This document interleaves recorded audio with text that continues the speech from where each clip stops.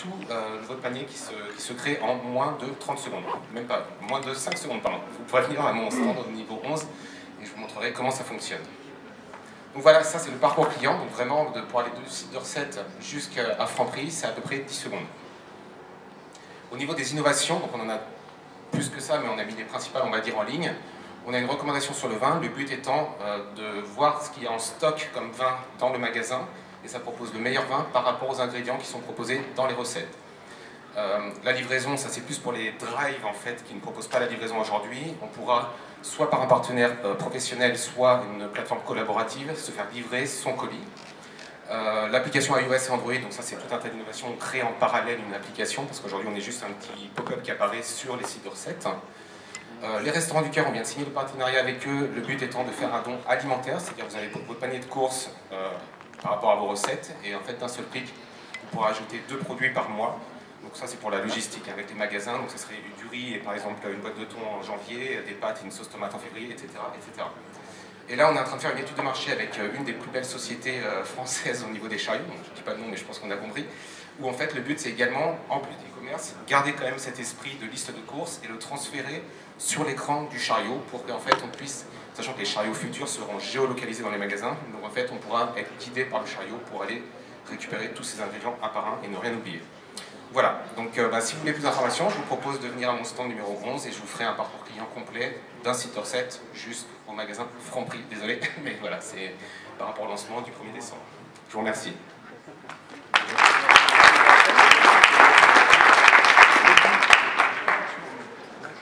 Merci Philippe. Alors est-ce que vous avez des questions à poser à Philippe de Fly Menu ?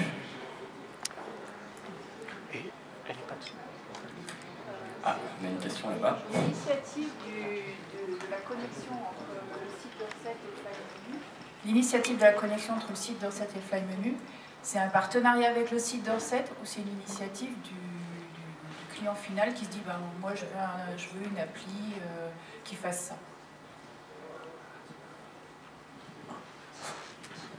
Alors c'est vrai que l'idée de Fly Menu a commencé il y a à peu près 1 an. On a commencé à rencontrer tous les sites de recettes et il y a beaucoup de sites de recettes en fait où les internautes demandaient directement via le contact s'il était possible finalement, parce que la liste de courses existe déjà. Aujourd'hui vous pouvez l'imprimer ou l'envoyer à quelqu'un, mais aujourd'hui on aimerait la connecter directement au magasin. Donc c'était une demande qui avait été faite par beaucoup d'internautes. Et quand Fly Menu en fait on a commencé à rencontrer donc, tous ces sites de recettes de grande renommée. Alors je ne peux pas dire tous les noms aujourd'hui, mais en tout cas je peux citer par exemple Atelier des Chefs parce que c'est vraiment voilà, c'est le premier qui va se lancer. Voilà, c'est une demande de leurs internautes et ils le cherchaient depuis un long moment. Et ce qui se passe, c'est qu'en fait, toutes les enseignes ont contacté tous les sites de recettes et tous les sites de recettes ont contacté les enseignes. Mais ils cherchaient en fait un indépendant au milieu pour faire un peu l'entonnoir, pour récupérer des recettes de n'importe où et pouvoir envoyer sur plusieurs enseignes. Voilà, pour pas qu'un site de recettes soit connecté qu'à malheureusement une enseigne, pour pas faire qu'il y ait la sensation de marque pour le site de recettes. Est-ce qu'il y a une deuxième question ? J'ai une question sur le matching produit. Donc aujourd'hui, c'est Fly Menu qui s'occupe justement de faire le lien entre les ingrédients et les produits. Et ça, vous le faites comment ? Alors, bonne question.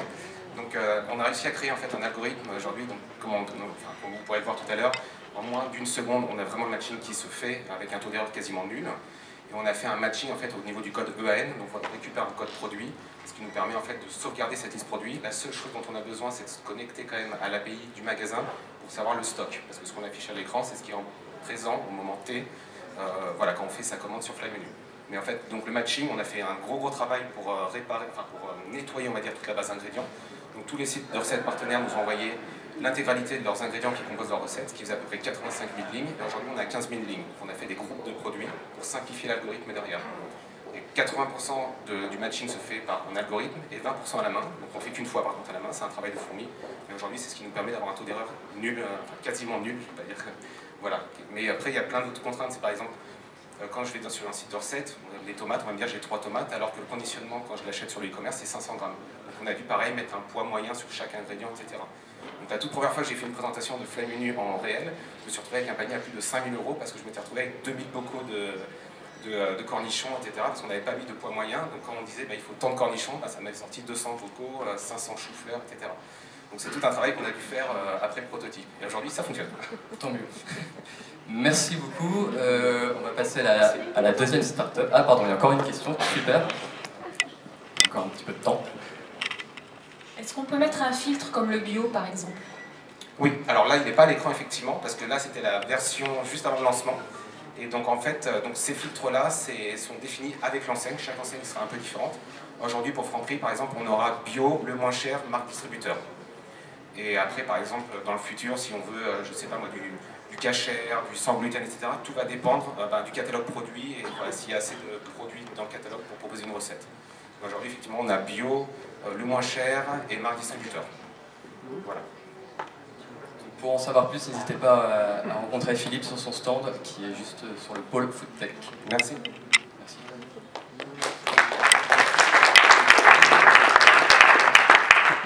Alors la seconde startup à pitcher, c'est Foodvisor, avec Charles. Donc 3 minutes aussi pour convaincre, et après 3 minutes de questions-réponses. Merci beaucoup. Bonjour à tous, je m'appelle Charles, je suis un des cofondateurs de Foodvisor. Merci. Alors aujourd'hui, il y a plus de 200 millions de personnes qui suivent leur alimentation avec des applications mobiles, qu'on appelle les apps de food logging. Ces applications, en fait, c'est des carnets alimentaires sur lesquels les gens vont rentrer manuellement tout ce qu'ils ont consommé dans la journée, qui vont calculer un nombre de calories et qui va ensuite leur permettre d'atteindre leurs objectifs de poids, de santé notamment. Bon, le problème de ces apps, c'est qu'elles sont 100% manuelles et que donc elles sont extrêmement chronophages et il y a assez peu de technologie embarquée. Donc 97% des gens abandonnent après seulement une semaine. Et nous, on s'est dit, et si c'était aussi simple que de prendre une photo? Et c'est pour ça qu'on a créé Foodvisor, qui est l'intelligence artificielle au service de l'alimentation saine, qui est en fait un coach nutritionnel de poche, équipé d'une technologie de reconnaissance d'image très performante. Donc grâce à l'application Foodvisor, vous pouvez analyser le contenu de votre repas à partir d'une photo, suivre votre alimentation au quotidien et surtout apprendre les aliments qui vont mieux correspondre à votre régime alimentaire.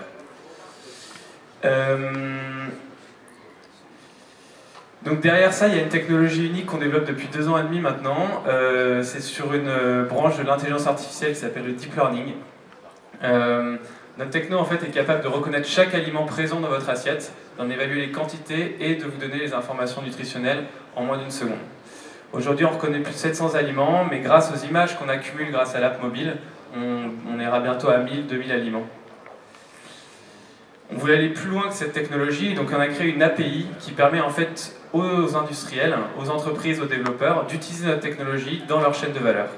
Donc l'entreprise a simplement envoyé une photo et nous leur envoyons l'analyse avec tous les aliments présents et les informations nutritionnelles.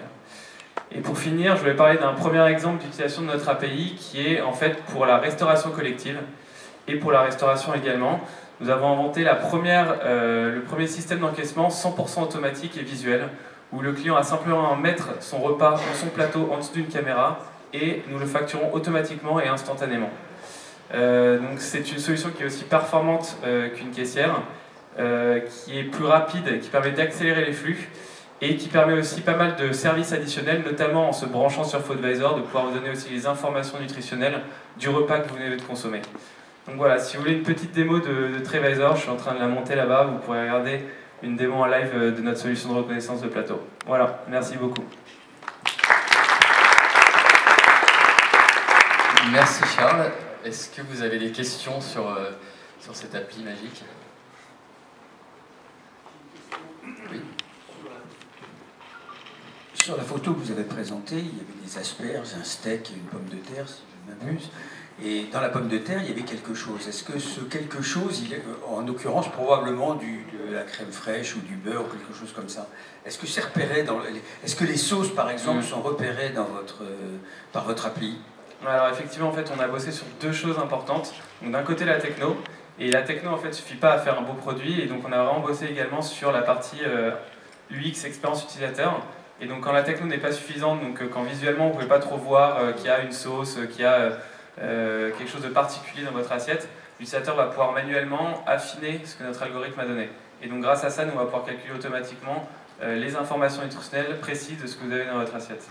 Donc classiquement, là, pour cet exemple, on va peut-être pas voir qu'il y a du beurre ou de la crème fraîche, mais par contre, vous allez pouvoir manuellement dire ces pommes de terre, c'est des pommes de terre que j'ai cuites et auxquelles j'ai rajouté de la crème fraîche, et ça va augmenter le nombre de calories. Donc, voilà. Merci. Est-ce qu'il y a une deuxième question? J'ai une petite question sur le business model. Comment vous fonctionnez? Alors l'application est gratuite pour l'instant, une grande partie de l'application restera gratuite. En revanche, à partir de janvier 2018, on va lancer l'application Premium, qui aura donc des recettes, des programmes, des régimes particuliers pour les gens qui veulent par exemple, préparer le marathon ou pour les femmes enceintes, et qui sera donc payante par mois entre 4 € et 10 € par mois. Donc ça c'est la première façon de monétiser, et la deuxième effectivement se base sur notre API.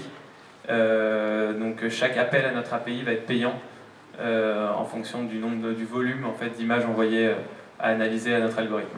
Voilà. C'est très clair. Il y a une autre question ici. Moi, ça rejoint la première question, c'est est-ce qu'on peut reconnaître par exemple une photo d'une purée de pommes de terre et d'une purée de céleri? Quand on voit la photo, ça ressemble, c'est exactement la même chose. Alors comment est-ce que l'appli fait pour reconnaître le légume concerné dans la purée? Alors, donc, il y a deux réponses à ça. La première, effectivement, c'est que la limite qu'on a, nous, c'est quand même l'œil humain. Donc si vous êtes incapable de le reconnaître, on ne va pas forcément nous y arriver. En revanche, ce qu'on fait, en fait, c'est qu'on apprend deux choses. On apprend des images, mais on apprend également de vos habitudes alimentaires. Et si vous êtes quelqu'un qui est très consommatrice de purée de céleri, l'algorithme, au bout de quelques photos, vous allez le corriger en disant non, c'est pas de la purée de pommes de terre, c'est de la purée de céleri. Il va donc pouvoir vous donner automatiquement le fait que c'est de la purée de céleri, même si visuellement ça ne se voyait pas. Donc, en fait, on apprend de vos habitudes alimentaires et des photos que vous avez prises pour vous donner, en fait, pour que chaque utilisateur ait un peu une petite intelligence artificielle dans son portable, qui lui soit propre et qui reconnaisse bien les aliments qu'il consomme au quotidien. Aujourd'hui, vous arrêtez à l'analyse, vous allez jusqu'au coaching alimentaire. Alors, on s'arrête à l'analyse pour l'instant, et la version premium, ce sera justement toute cette partie coaching. Donc là, on est vraiment dans l'analytique pure, avec un début de recommandation sur les aliments un peu plus intéressants pour vous. Et à partir du moment où on passera en premium, il y aura un coaching via chat avec un nutritionniste qui sera de l'autre côté pour vous répondre. Et il y aura donc des programmes personnalisés en fonction de vos besoins. Si vous passez en mode coaching, ça veut donc dire que vous devez enregistrer en fait l'ensemble des bols alimentaires de la personne qui est coachée sur plusieurs jours, voire plusieurs semaines. Ça veut donc dire qu'en fait la personne, elle devra photographier tout ce qu'elle mange. Et à partir de là, vous pouvez faire du coaching, parce qu'on ne peut pas faire du coaching à partir d'un repas. Alors nous, en fait, ce qu'on essaie de donner, c'est quand même un cadre. Ce ne sera pas du coaching aussi précis et aussi personnalisé qu'un nutritionniste ou un coach alimentaire peut vous donner. Mais ce sera quand même quelque chose qui va se baser effectivement sur l'historique.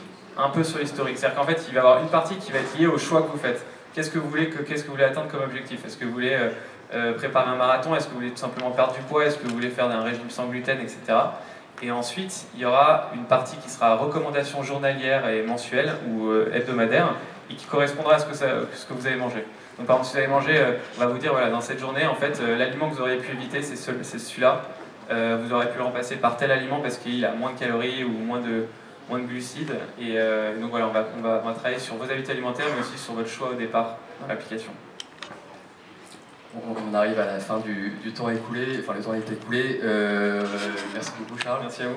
Et il y aura encore la possibilité de toute façon de poser vos questions directement sur le stand. On va passer à la troisième start-up avec monpotager.com. Donc c'est Thierry qui va nous pitcher ça. Bonjour, désolé, j'arrive de Paris là en scooter. Bon, c'était un peu, il y avait des bouchons, donc je suis venu en scooter. Je m'appelle Thierry, j'ai 37 ans. Je suis agriculteur, on dirait pas, hein, mais je suis agriculteur et entrepreneur. Et aujourd'hui, je vais vous parler de potager. Enfin, je vais plutôt vous parler de monpotager.com. Alors, je vais commencer par un constat. Je ne sais pas si vous le savez, mais 4 Français sur 5 vivent en ville. Les gens qui vivent en ville, vous pouvez lever la main? Ouais, ici, on est proche des 90%. Merci beaucoup. Donc, ce constat, pourquoi est-ce qu'on vit en ville? C'est simple, on vit en ville parce qu'il y a tout en ville. On vient d'abord chercher du boulot souvent en ville. C'est pour ça qu'il y a eu l'exode rural. Et puis aussi parce qu'il y a des loisirs, du cinéma, du théâtre, des discothèques, il y a tout ce qu'on veut en ville, du sport et tout est concentré. On peut même trouver des transports à côté pour partir à l'autre bout du monde. Bon, c'est plutôt sympa de vivre en ville en gros. Sauf que moi j'ai vécu en ville pendant longtemps. Maintenant je suis agriculteur donc je suis un petit peu écarté, mais mes amis quand je vivais en ville me disaient mais de Toi, tu as de la chance, tu viens de la campagne, tu peux faire du potager. Et pourquoi est-ce que les gens ont envie de faire du potager? Parce qu'ils n'ont pas confiance. Ils n'ont pas confiance dans ce qu'ils mangent. Et pourquoi est-ce qu'ils n'ont pas confiance dans ce qu'ils mangent? Parce qu'il y a eu des tonnes de scandales alimentaires, il y a eu beaucoup de choses qui se sont passées depuis les années 80 surtout, et que les gens ont besoin de regagner cette confiance. Alors c'est vrai que côté potager en ville, il n'y a pas grand-chose. Sauf que depuis 2014, il y a une jeune start-up que je représente, que j'ai eu la chance de pouvoir fonder, qui propose de pouvoir cultiver un potager en partenariat avec des producteurs en ville, avec une application.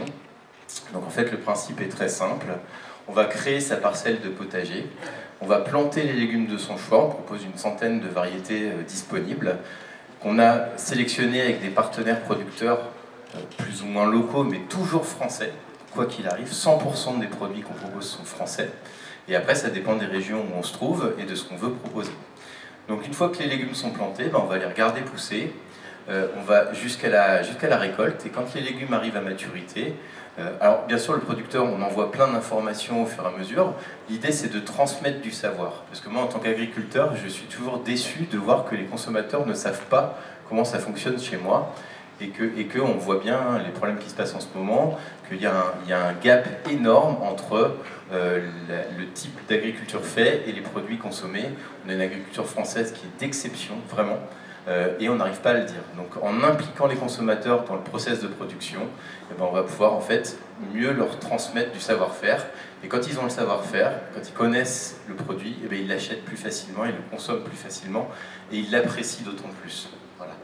Donc depuis la fin de l'année dernière, et c'est ce qu'on propose ici, on propose une box pour pouvoir offrir un potager à Noël. On peut offrir un potager à quelqu'un qui va vivre pendant une année avec un potager, et c'est un peu l'innovation dans le domaine du potager, mais surtout dans le domaine des fruits et légumes, une autre façon de créer du marketing expérientiel autour des fruits et légumes. Merci beaucoup.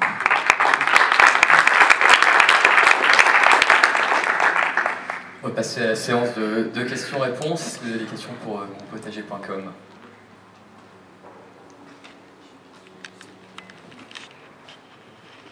J'ai bien compris qu'en fait, on plantait, on voyait le légume pousser, mais concrètement, qu'est-ce qui se passe pour la personne qui a pris votre appli, qui a planté? Comment on la livre? Qu'est-ce qu'on lui livre? Est-ce qu'on lui livre quelque chose ou est-ce que tout est virtuel? Alors, évidemment, tout est physique, tout existe en vrai. On livre en point relais aujourd'hui, parce que c'est notre mode de distribution. On est à Lyon, Paris et Bordeaux.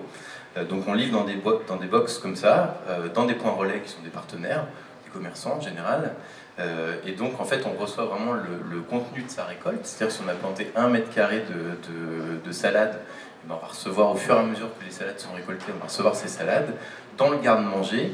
On a un garde-manger qui est associé à la parcelle. Alors je ne pouvais pas mettre beaucoup de slides, donc j'ai un petit peu réduit, mais on a un garde-manger donc virtuel au réel qui reçoit les récoltes, et à partir de ce moment-là... Je commande ou vous m'envoyez en poussée? Vous commandez, et il y a un système de troc, c'est-à-dire que si vous avez une récolte, vous avez planté, je sais pas, 5 mètres carrés, allez, soyons fous, 15 mètres carrés de poireaux, vous dites, finalement les poireaux, j'en ai pas envie, ou alors vous partez un mois en vacances, vous avez plein de tomates qui arrivent pendant l'été, c'est ce qui arrive souvent, à partir de ce moment-là, vous pouvez troquer vos récoltes contre une monnaie virtuelle qui s'appelle les patates, et avec ces patates, vous allez sur la place de marché, et là on propose toute une gamme de produits qui permet d'utiliser ces patates. Donc c'est vraiment le système du troc. D'accord. En fait, ce qu'on voulait recréer, c'était, on a fait pas mal d'anthropologie, c'était de recréer le rôle du potager avant. Et le rôle du potager, c'était un rôle social. On faisait du troc, on troquait, je sais pas moi, des pommes de terre contre un pot de confiture avec son voisin, etc. On voulait recréer cet aspect communautaire du potager et cet aspect social. Il y a un cahier des charges spécifiques. Ouais. Alors on a créé je le disais tout à l'heure, je suis producteur, donc je sais un petit peu quelles sont les attentes et les besoins. Donc on a créé un cahier des charges qui est basé sur le dispositif HVE, c'est Agriculture à haute valeur environnementale, qui a été mis en place par le ministère de l'Agriculture il y a 4-5 ans. Donc on demande aux producteurs de s'engager sur ce dispositif HVE